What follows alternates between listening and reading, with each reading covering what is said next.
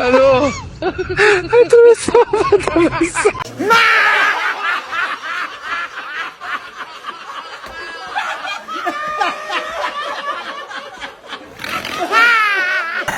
Yap, kita lihat sendiri Pak Mulyono tak henti-hentinya keluyuran sana sini. Pak Mulyono ini identik dengan pakaian hitam putih, baju putih, celana hitam. Nah, semua ini dilakukan untuk masa depan anaknya biar semakin cerah di tahun 2029. Nah, untuk video berikutnya yang kami minta tampilkan di mana Miss Julid dan para netizen lainnya lagi dan lagi dengan komentarnya yang saya kira cukup pedas terhadap Pak Mulyono dan juga para pengikut-pengikutnya atau penjilatnya, di mana Miss Julid mengomentari persoalan harta kekayaan Mulyono dan keluarga katanya hasil korupsi disimpan di bank Swiss. Saya kira apa yang menjadi komentar Miss Julid ini betul-betul sangat barbar, sangat buka-bukaan. Saya kira inilah yang kita perlukan sebagai rakyat Indonesia, sangat berani untuk bersuara demi sebuah kebenaran. Nah, untuk itu tanpa berlama-lama, tanpa banyak basa-basi, langsung saja kita lanjut dulu ke videonya. Bagaimana komentar-komentar Miss Julid dan juga para netizen. Miss Julid, Mulyono in the gang ini Mulyono in the gang sibuk ingin mengamankan hartanya. Padahal hartanya kemarin yang triliunan itu sudah ditaruh di bank Swiss. Ya kan? Sudah ditaruh Benarkah? Di bank Swiss. Ada si Bu Fafa, ada pokoknya anaknya Mulyono yang 3 itu hartanya ditaruh ke Swiss. Ya, tidak habis untuk 7 turunan. Karena uang apa? Uang dari ABBN, uang dari perjudolan, uang dari pertambangan. Ya kan? Seorang Mulyono ini korupsi loh tentang pertambangan nikel. Ya kan? Anak buahnya itu juga mantu-mantunya pertambangan nikel loh. Kalian dulu penjilat-penjilatnya Mulyono itu hebat. Kata Mulyono tentang pertambangan. Ini aja tentang saham Freeport aja udah hoak. Katanya dapat 50%. Kalau saham Freeport itu dikuasai sama Indonesia 50%, otomatis komisarisnya dari Indonesia dong. Sekarang aja komisarisnya masih dipegang sama Amerika. Bohong lagi. Tapi heran ya, pendukungnya Mulyono ini dibohongin bahagia. Pendukungnya Mulyono ini dibohongin begitu bahagia langsung disembah. Apa yang diucapkan sama Mulyono adalah titah. Yang apa yang diucapkan sama Mulyono adalah kebenaran, biarpun kebohongan.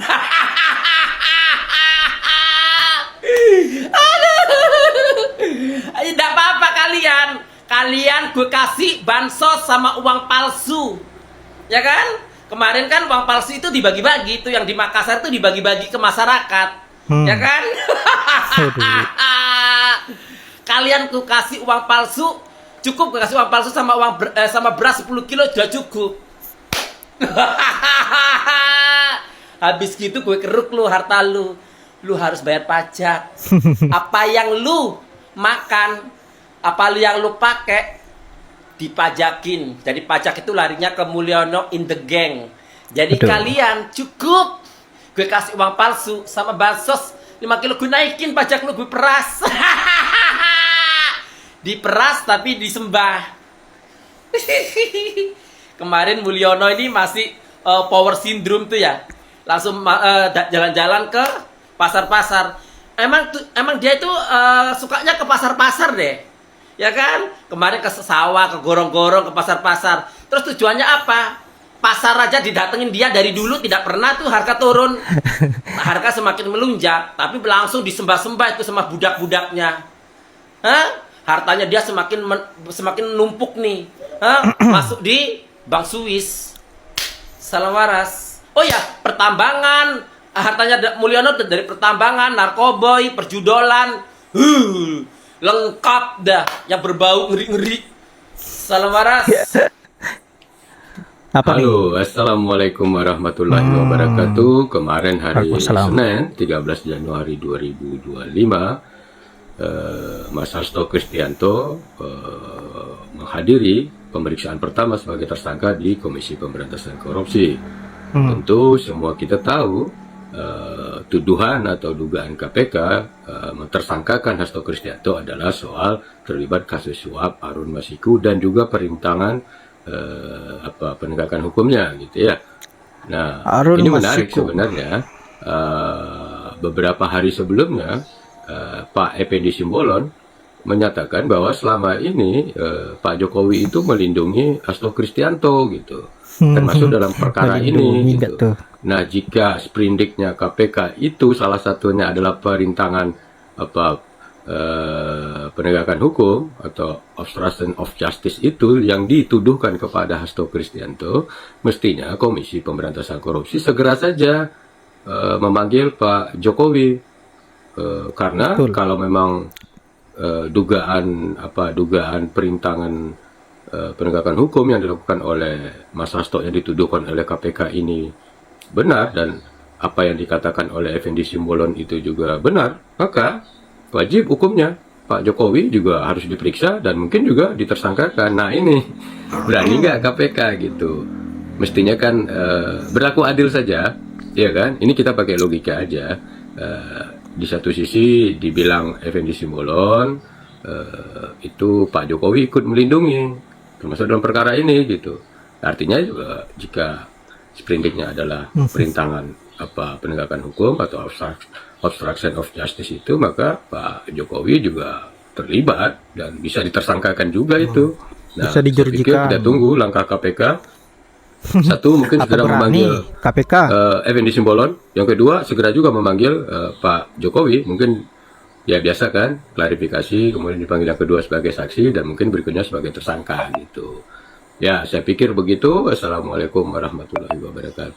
KPK, Mila kau bukan budak Mulyono. Suaranya. Segera usut tuntas perkara Gibran yang dilaporkan pemubit pemain Nila Badrun. Juga usut kasus Airlangga Hartarto, Zulkifli Hasan, dan kasus-kasus besar lainnya yang jelas-jelas merugikan keuangan negara. Kenapa hanya kasus Harun Masiku yang diutamakan, yang jelas-jelas tidak ada kerugian keuangan negaranya, juga nilainya sangat kecil. Sekarang jujur saja KPK, apakah penetapan tersangka saudara Hasto Kristianto atas instruksi Mulyono? Bila bukan, segera usut tuntas kasus Gibran dan keluarganya, kasus Airlangga Hartarto, kasus Zulkifli Hasan, dan kasus-kasus besar lainnya yang merugikan keuangan negara. Bila tidak juga dituntaskan, berarti KPK benar-benar sudah jadi sebagai budak Mulyono. Yap, itulah berbagai komentar dari netizen terkait dengan Pak Mul dan juga keluarganya, bahkan sampai para penjilat-penjilatnya, yaitu Sulhas dan juga Erlangga dan bahkan Ketua KPK. Saya berpikir bahwa KPK tidak akan pernah berani memproses Pak Mul karena Pak Mul ini adalah majikannya. Tidak mungkinlah majikan diproses oleh anggota atau pembantunya atau budaknya. Nah, apa yang disampaikan oleh Miss Julid ini saya kira sangat-sangat berani. Kalau hal ini benar, maka sungguh keji apa yang dilakukan oleh Pak Mul. Hasil kekayaannya bukan dari sumber yang benar, bukan dari, artinya apa yang menjadi kekayaannya saat ini adalah hasil dari rampasan terhadap rakyatnya. Dan kalaupun KPK tidak diintimidasi oleh Mulyono ataupun tidak dikangkangi oleh Mulyono, sebaiknya KPK segera proses Pak Mulyono, baik itu kasus Harun Masiku dan juga kasus korupsi lainnya, bahkan sampai ke bawahannya atau para budak-budaknya seperti Airlangga dan juga Zulkifli Hasan.